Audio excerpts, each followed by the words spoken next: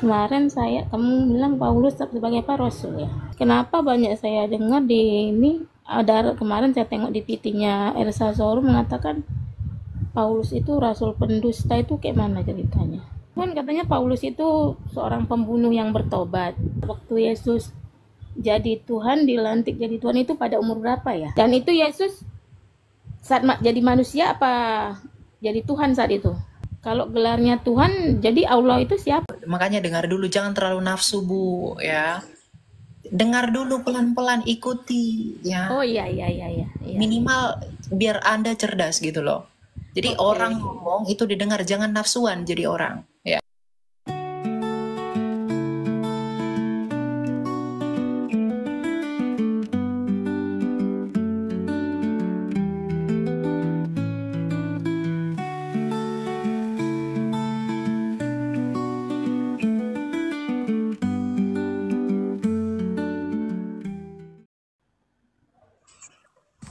Ya, silakan Anfal. Iya, saya mau bertanya, Hmm. apa persamaan 4 Injil dalam hal isi dan apa perbedaannya? Gitu, biar lebih mudah memahami persamaan dalam isi ya dan perbedaannya dalam menjelaskan Injil tersebut. Paham kan, kakak? Maksud saya? Paham, paham, paham. Bentar ya.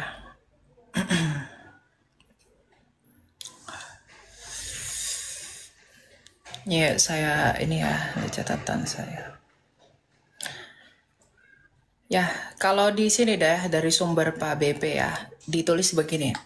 Matius, Markus, Lukas, Yohanes itu sebenarnya sama-sama bersaksi mengenai Kristus. Itu untuk menggenapi dan juga melegitimasi bahwa Kristus itu adalah sah di mata orang Yahudi sebagai pribadi yang pernah disaksikan dalam sejarah mereka. Ya, karena dalam hukum di Wiganda Saksi itu minimal ada 2 orang yang bersaksi mengenai kebenaran peristiwa dan juga pengakuan mengenai siapa yang disaksikan. Jadi persamaannya sebenarnya itu memberi kesaksian mengenai siapa itu Yesus Kristus. Ya, baik Matius, Markus, Lukas, Yohanes, Lukas ditulis karena tujuan Lukas menulis suratnya itu adalah untuk diberikan kepada Theophilus. Yohanes menuliskan suratnya itu untuk menekankan kepada keilahian Yesus sebagai sang sabda. Kalau Matius itu dia memberi silsilahnya Kristus itu untuk menjelaskan bahwa Kristus ini adalah raja, dialah yang dinubuatkan dan juga yang dinanti-nanti oleh para nabi Israel dari garisnya Yehuda. Demikian juga Lukas sebenarnya nadanya sama, pemberitaan tentang silsilah dan juga biografi Yesus Kristus dari jalur Maria, tapi menekankan kepada kelahirannya. Ya, sedangkan Markus sendiri itu memberitakan tentang pekerjaan-pekerjaan Yesus Kristus dari kacamata pihak ketiga. Ya, jadi sebenarnya apa yang dituliskan oleh Matius, Markus, Lukas, Yohanes itu adalah kesaksian-kesaksian orang banyak mengenai siapa itu Kristus. Makanya dalam 1 Yohanes 1 ayat 1 dikatakan bahwa firman hidup yang telah kami raba, yang telah kami lihat, ya, dan juga yang telah kami dengar, itulah yang kami tuliskan kepada kamu, ya.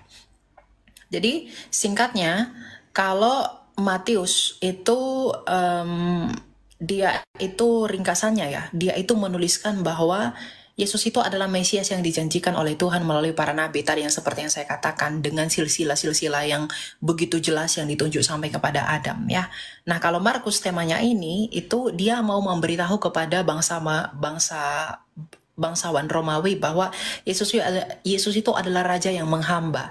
Makanya narasinya si Markus itu narasinya adalah biografinya Yesus dalam artian kemesiasannya yang berbeda dengan penulisan biografi oleh bangsa Romawi pada umumnya ya.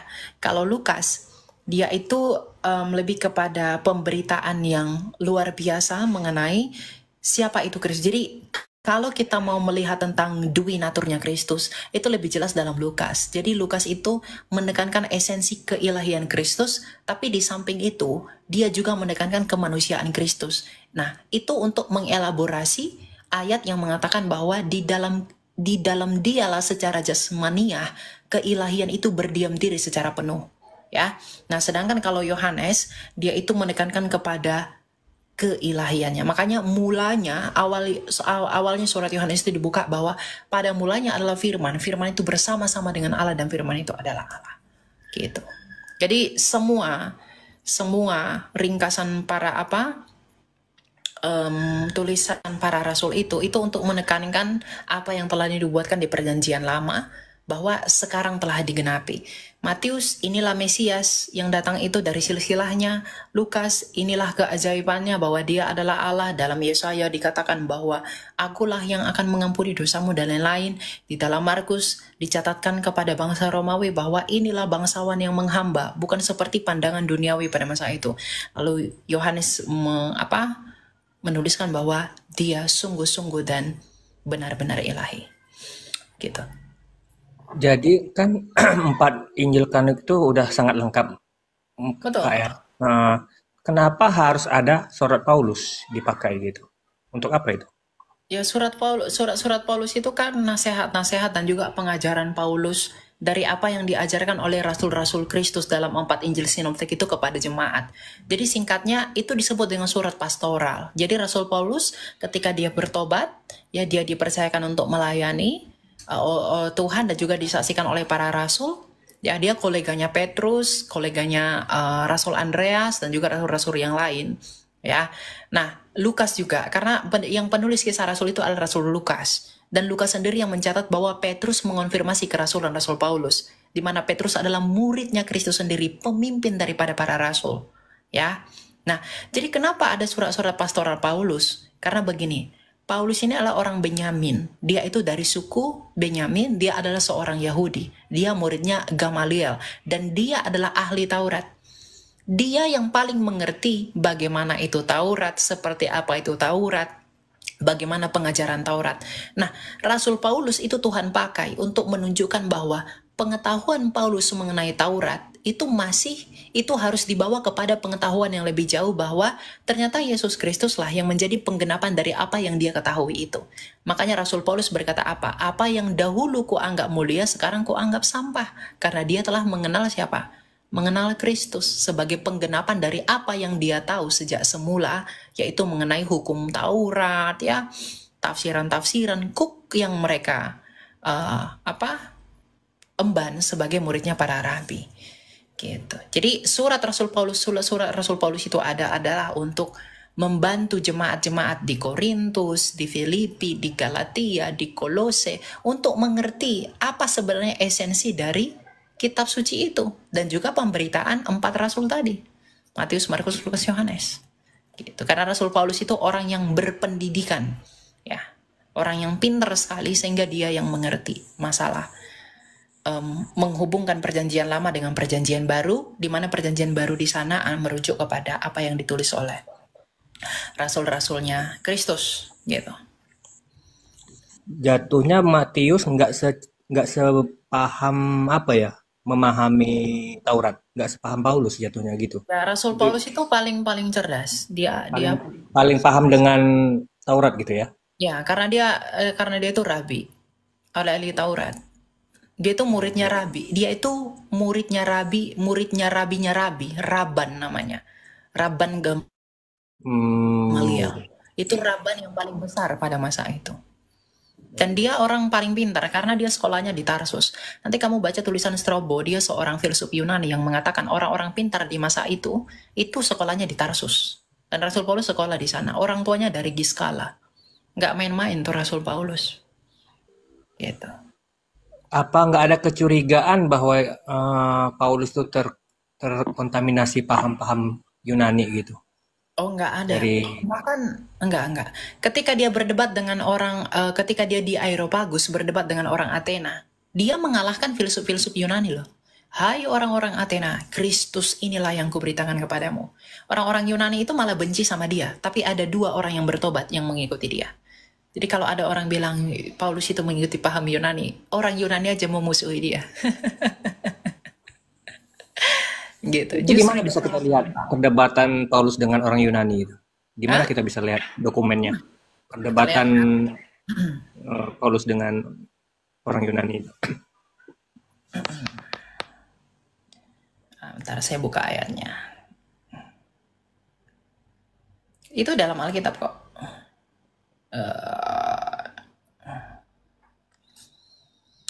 Ya, Paulus kepada orang-orang Athena. Nah, Kisah Rasul 17 ayat 22 ya. Paulus pergi berdiri di atas Areopagus dan berkata, "Hai kamu orang-orang Athena." Athena itu ibu kota Yunani. "Aku lihat bahwa dalam segala hal kamu sangat beribadah kepada dewa-dewa. Sebab ketika aku berjalan di kotamu dan melihat barang-barang pujaanmu, aku menjumpai juga sebuah mesbah dengan tulisan, 'Kepada Allah yang tidak dikenal apa yang kamu sembah tanpa mengenalnya, itulah yang kuberitakan kepada kamu. Allah yang telah menjadikan bumi dan segala isinya, Ia yang adalah Tuhan atas langit dan bumi. Tidak diam dalam kuil-kuil buatan tangan manusia." Dia menentang dewa-dewa orang Yunani. Dewa-dewa orang Yunani pada masa itu paling populer itu namanya dewa Hermes. Jadi kalau ada orang Kristen pakai brand Hermes itu yang dari Paris, nah itu dari dewa Yunani. Ya, anaknya dewa Pan di Kaisarea Filipi. Ya, itu ada gua-guanya. Nah, Rasul Paulus menyindir mereka nih. Mereka mengatakan apa? Bahwa Tuhan itu nggak diam di dalam kuil-kuil buatan tangan manusia. Dan juga tidak dilayani oleh tangan manusia. Seolah-olah ia kekurangan apa-apa. Karena dialah yang memberikan hidup dan nafas dan segala sesuatu kepada semua orang. Gitu. Dan ini banyak lagi. Ya, panjang ya. Kisah Rasul 17 ayat 22. Gitu. Jadi kalau fitnah Rasul Paulus mengikuti paham Yunani, dia sendiri melawan orang Yunani. Begitu. Cukup, makasih ya. Ya silakan. Oh, Lim. Langsung ke ayat boleh? Ya silakan. Amsal 26 ayat 4 dan 5. Amsal 26 ayat 4 dan 5. Bentar ya. 4 dan 5. Janganlah menjawab orang bebal menurut kebodohannya, supaya jangan engkau sendiri menjadi sama seperti dia. Jawablah orang bebal menurut kebodohannya, supaya jangan ia menganggap dirinya bijak. Ya, apa yang salah dengan ini? Nggak ada yang salah, cuman aku pemahamannya kurang. Jadi menurut aku 4 dan 5 itu seperti ambigu gitu. Yang 4 itu larangan, yang kelima perintah. Tapi mirip-mirip kata-katanya. Diperjelas boleh, Kak? Jangan menjawab orang bebal menurut kebodohannya, supaya jangan engkau sendiri menjadi sama dengan dia. Jawablah orang bebal menurut kebodohannya, supaya jangan ia menganggap dirinya bijak. Nah, ayat 6-nya nih sama ayat 6 kunci. Siapa mengirim pesan dengan perantaraan orang bebal, mematahkan kakinya sendiri dan meminum kecelakaan. Amsal di mulut orang bebal adalah seperti kaki yang terkulai daripada orang lumpuh. Nah, jadi sini penulis Amsal itu ingin menasehati kita bahwa jangan menjawab orang bebal menurut kebodohannya agar kita sendiri tidak demikian, tidak seperti mereka, ya, menjadi sama seperti orang bebal itu. Jadi yang di highlight, di bold di sana itu adalah kebebalannya. Ya, lalu ayat 5, jawablah orang bebal menurut kebodohannya, bukan kebebalannya. Kebodohannya, agar gini, kalau orang bebal, kamu debat sama orang bebal, ya, kamu nggak akan ada selesainya. Tapi kalau orang bebal itu ngomong apa, dan kamu tahu perkataannya itu bodoh, ya udah ikuti aja kebodohannya itu, agar nggak ribut gitu loh, itu maksudnya. Jadi, penekanan yang ayat 5 itu adalah kebebalannya, ya, dan yang ke ayat 5 itu adalah kebodohannya. Jadi jangan jawab orang bebal menurut kebodohannya, supaya jangan engkau sendiri menjadi sama seperti dia. Jawablah orang bebal menurut kebodohannya, supaya jangan ia menganggap dirinya bijak.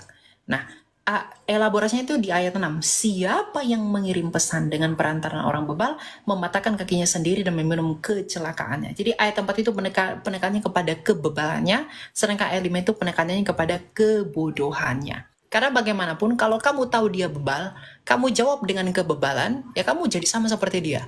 Lalu ayat 5, kalau kamu dia bebal, ya udah jawab dia dengan kebodohannya yang kamu tahu karena kebebalannya, agar kebebalannya itu tidak membuat kamu sama seperti dia dan dia tidak menganggap dirinya pintar dengan berkata-kata seperti itu. Gitu.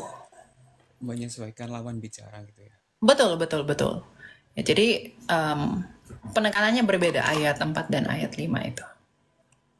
Oke, kalau boleh tahu alasan Kak Elia lebih pilih Protestan dibanding gereja lain tuh kenapa? Boleh tahu? Saya dari Alasan Protestan juga. spesifik tidak ada. Apa ya? Saya bertumbuh di apa? Di gereja Protestan. Jadi ya nggak masalah. Jadi saya tidak terlalu mikir Katolik, Ortodoks, Protestan tuh saya nggak peduli dengan itu. Karena bagi saya yang menyelamatkan saya itu adalah Kristus yang saya imani. Saya bertemu dengan Tuhan. Saya merasakan kasihnya Tuhan. Saya merasakan bahwa Tuhan itu benar-benar memelihara saya. Itu ketika saya di Protestan. Dan ya ngapain saya harus pindah? Gitu loh. Jadi ya, saya punya keinginan dulu untuk pindah, tapi setelah saya belajar, lebih baik nggak usah gitu. Jadi saya menghidupi yang saya imani sekarang. Gitu. Ini terakhir pertanyaan boleh ya satu. Ya. Kak Elia kalau posting di TikTok itu baca narasi atau langsung ngomong dari keluar dari pikiran itu yang postingan-postingan? Ya saya belajar dulu. Saya belajar dulu sebelumnya beberapa jam, kemudian saya langsung buat video gitu. Oh, nggak baca ya? Nggak baca. Oke, thank you, makasih. Oke. Saya nggak tahu ini yang kedua kali. Ini pertanyaannya ya gini Kak Elia. Kalau misalnya orang yang percaya kepada Yesus itu selamat. Nah, Ya. kalau misalnya orang yang sebelum Tuhan Yesus itu, yang sebelum mengenal Tuhan Yesus itu bagaimana? Gitu dari pandangan teologi ya. Terima kasih. Sebelum mengenal Yesus atau bagi mereka yang tidak mendengar Yesus? Atau sebelum Yesus mati? Atau gimana? Ada kan kalau orang yang mendengarkan firman Tuhan atau yang mengenal Tuhan Yesus, kemudian tidak mengikuti ajaran Tuhan Yesus, seperti tidak selamat. Ya, Tapi betul. tidak semua manusia di bumi ini yang mengalami atau mendengarkan panggilan untuk ke jalan keselamatan, yaitu Tuhan Yesus. Nah, itu yang pertama. Dalam kondisi saat ini. Bahasanya itu masih ambigu, Pak. Maksudnya, Bapak bertanya keselamatan orang yang mengalami itu beda. Mengalami dan mendengar itu beda. Jadi Bapak mau tanya keselamatan orang yang mengalami meskipun sudah dengar, belum mengalami meskipun sudah dengar, atau yang sama sekali tidak pernah mendengar? Yang sama sekali tidak, pertama sama sekali tidak pernah mendengar. Yang itu yang pertama. Kemudian bagaimana dengan keadaan yang orang-orang yang sebelum ada Tuhan Yesus? Jadi mungkin orang-orang di 2000 tahun yang lalu sebelum Tuhan Yesus ada, gitu. Ya, sebelum Tuhan Yesus ada, oke. Dan orang-orang yang tidak pernah mendengar Yesus, ya itu sinonim ya. Sebelum Tuhan Yesus itu ada dalam pengertian menjadi manusia ya. Bagaimana nasib mereka? Ya, bagi orang-orang yang sama sekali belum pernah mendengarkan Yesus, baik sebelum Yesus lahir dan juga setelah Yesus lahir, mereka itu akan dihakimi menurut hati nurani mereka. Ya, di dalam Roma 2 ayat 11 sampai 16, hukum Taurat itu Tuhan tanamkan di dalam hati nurani setiap manusia, baik dia di pedalaman, baik dia di kota atau dimanapun. Jadi ada hati nurani yang menjadi dasar penghakiman mereka nanti. Karena Tuhan Yesus selain dia adalah firman yang menjadi daging, yang menebus manusia dari dosa. Tapi dia adalah firman. Firman yang melakukan penghakiman atas apa yang menjadi dasar penghakiman di dalam hati nurani manusia. Ya, jadi manusia yang orang-orang yang sama sekali belum pernah dengarkan Yesus, bagaimana dia akan diselamatkan? Ya, dia akan dihakimi menurut hati nuraninya. Ya, kalau dia melakukan apa yang dilarang hati nuraninya, dia akan dihukum. Tapi kalau dia melakukan apa yang dituntut hati nuraninya, itu akan diperhitungkan sebagai upah di hadapannya oleh Kristus. Bahkan dalam Roma 2 ayat 16 dikatakan bahwa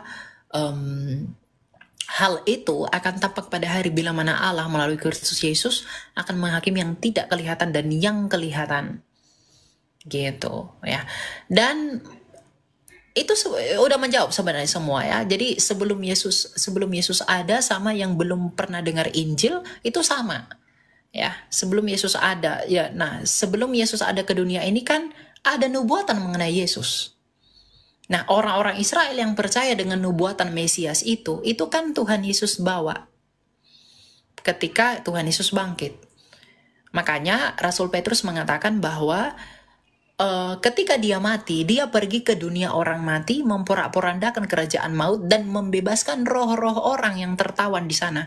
Nah, roh-roh orang mati yang tertawan di sana itu adalah orang-orang pada zaman Nuh sampai kepada zamannya Israel sebelum Yesus mati yang percaya kepada Mesias itu, nubuatan Mesias. Nah, jadi orang perjanjian lama itu beriman ke depan, kalau kita beriman ke belakang. Ya, kalau Musa itu beriman kepada 1500 tahun ke depan, kita beriman 2000 tahun ke belakang. Tapi tetap salib yang menjadi landasan keselamatan mereka. Bukan yang lain-lain. Begitu. Dan yang belum mendengar Injil, di luar mendengar Injil dan tidak mendengarkan nubuatan itu, ya berlaku hati nurani mereka. Gitu.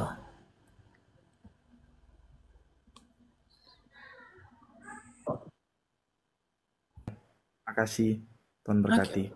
Ya. Silakan Nio 30.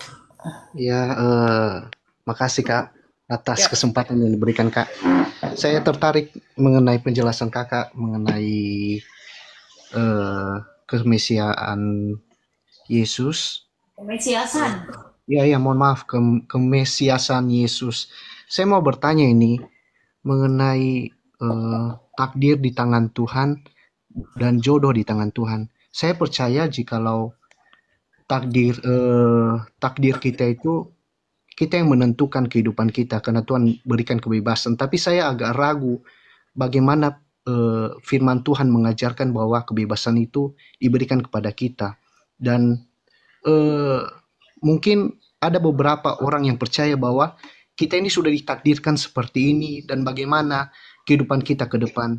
Tapi saya percaya Tuhan juga maha besar, dia memberikan kebebasan untuk kita hidup bagaimana kita menjalaninya dan bagaimana kita akhirnya mati nanti ke depan.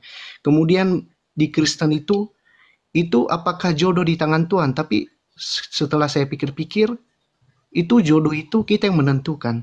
Minta tolong ya Kak, bagaimana pembahasan mengenai takdir di tangan Tuhan dan jodoh di tangan Tuhan? Dalam iman Kristen tuh nggak ada takdir. Jadi nggak ada Tuhan itu menakdirkan jodohmu ini si ini itu tuh nggak ada. Tuhan melakukan hal-hal seperti itu kepada orang-orang tertentu, tapi tidak kepada semua orang. Misalnya hamba-hamba yang dia pilih, orang-orang yang dia pilih, Tuhan lakukan itu. Tapi tidak untuk semua orang. Karena apa yang kamu tabur, itu yang kamu tuai. Itu berkaitan dengan free will manusia. Ya. Nah, jodoh di tangan Tuhan, ya Tuhan tahu siapa jodohmu, tapi bukan Tuhan yang buat kamu berjodoh dengan dia. Kalau kamu nggak cari jodohmu, ya kamu nggak menikah. Ya, jadi ya carilah. Makanya Tuhan Yesus berkata apa? Carilah, mintalah, ketuklah. Jadi kamu ketuk dulu, baru minta, baru cari. Ya, hidup Tuhan. Jadi nggak ada takdir. Kamu bekerja. Makanya ada ayat kita berkata, kalau dia tidak bekerja, janganlah ia makan. Yep. Makanan tuh nggak ada turun dari langit. Kita tidak hidup di zaman pembebasan Israel di padang gurun yang ada mana dari sorga. Bukan itu.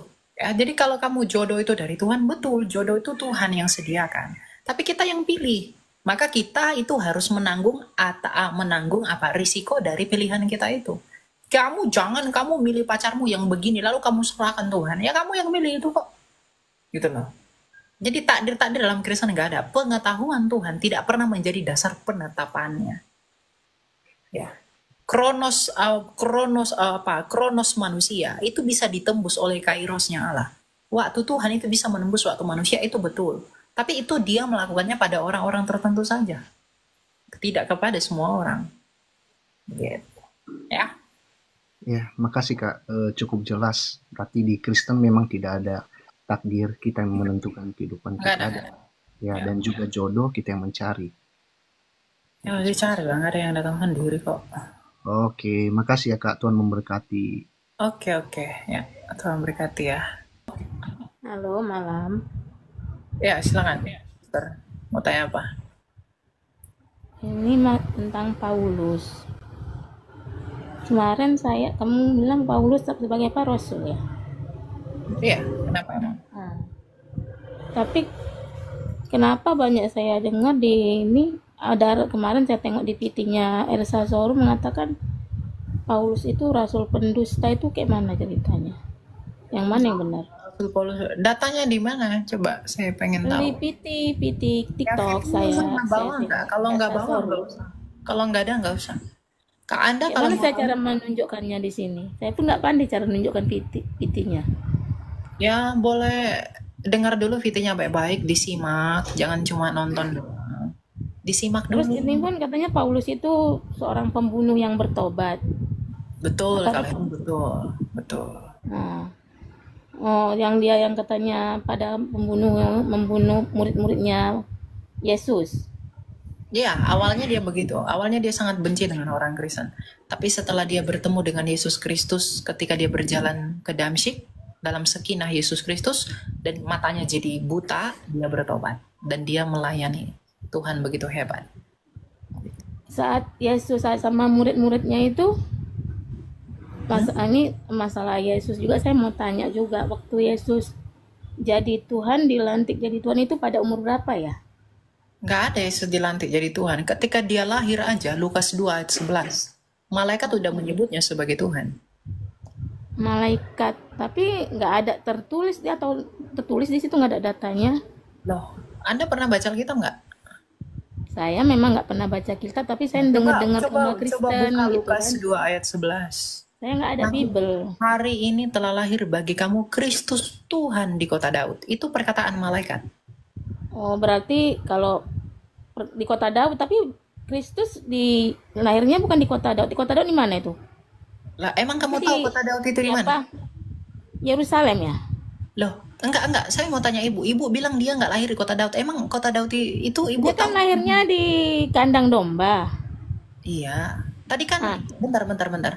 Tadi kan ibu bilang bahwa Yesus bukan lahir di kota Daud. Emang Anda tahu kota Daud itu apa? Enggak. Apa itu kota Daud? Nah, jadi jangan asal ngomong, ya. Soalnya dia orang selalu bilang kota Daud, kota Daud. Saya pikir di kota Daud entah di daerah Yerusalem juga. Bethlehem daerah- di Bethlehem. Di Bethlehem, ya Bethlehem. Itu Bagian kota Daud. pokoknya daerah Israel itu ya, Palestina atau Israel? Ya, kalau sekarang di Palestina. Oh, Palestina. Oh, disitulah ya kan. Ya memang di situ dia lahirnya. Di Terus Bethlehem, dekat kawasan Migdal Eder. saat berarti Yesus udah jadi Tuhan di dalam rahimnya Sejak Bunda Maria. kekal dia adalah Tuhan. Makanya Yesus berkata, aku awal dan yang akhir. Kemanusiaannya Awal dan yang akhir. Ya. Kalau awal dan akhir biasanya kalau pencipta nggak berakhir lah. Kalau Ya, dia memang Tuhan nggak pernah berakhir. memang nggak berakhir. Dia berkata aku awal dan akhir itu, dia menunjukkan bahwa akulah yang kekal. Akulah yang dari sebelum segala abad dan sampai segala sesuatu. Itu yang ngomong ayat kayak gitu Yesus sendiri. Ya, dalam Wahyu. Wahyu, tinta merah apa tinta hitam itu? Katanya tinta hitam. Tinta merah. Tinta merah. Oh, berarti Yesus yang cakap ya kalau tinta merah ya. Betul. Dan itu Yesus saat jadi manusia apa jadi Tuhan saat itu? Waktu Jadi ada dia menjadi manusia, gelarnya adalah Tuhan. Matius 28 ayat 17. kalau gelarnya Tuhan, jadi Allah itu siapa? Allah itu siapa? Ya Allah itu kan hakikat, Bu, bukan pribadi, Bu. Bukankah seharusnya itu Allah dari mana? Bahasa Yunani apa bahasa Romawi? Allah itu bahasa Arab. Oh, bahasa Arab. Sementara Tuhan Yesus itu sendiri dari mana datangnya? Ya dari Nazaret, Yesus orang Nazaret. Oh, Yesus orang Nazaret. Tapi kenapa bisa jadi Tuhannya Yunani?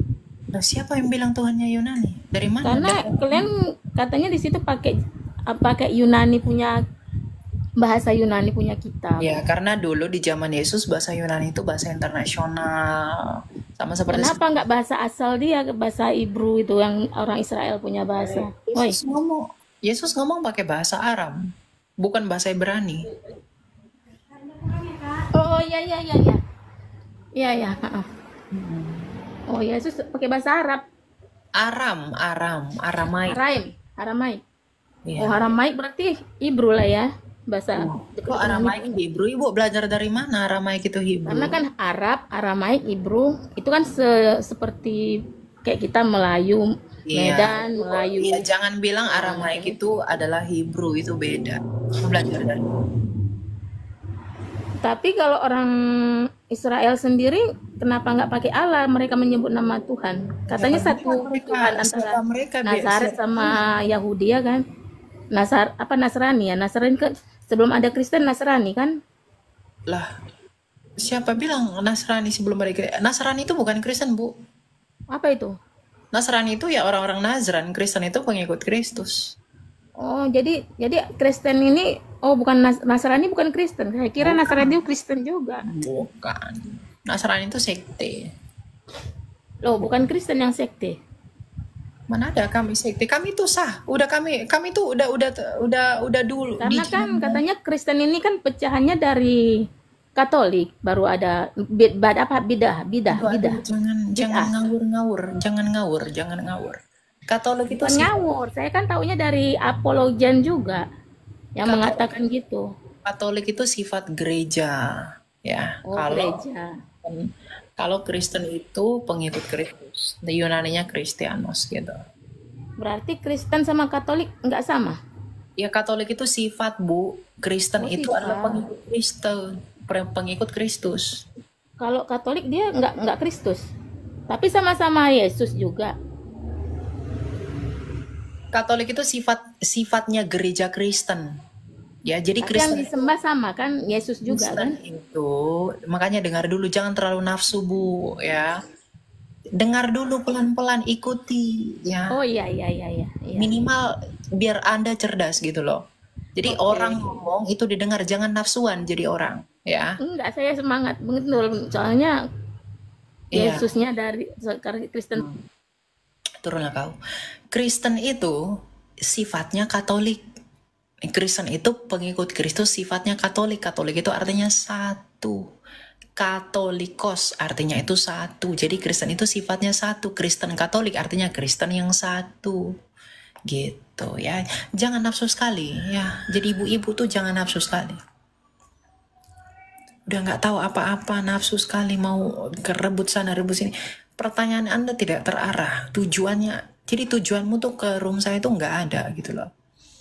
Apa yang dijawab kamu lari ke sana, apa yang dijawab kamu lari ke sini. Gitu ya, kasihan sekali kamu. Katanya, tapi tidak bisa membawa apa yang mau ditanyakan tuh, aduh.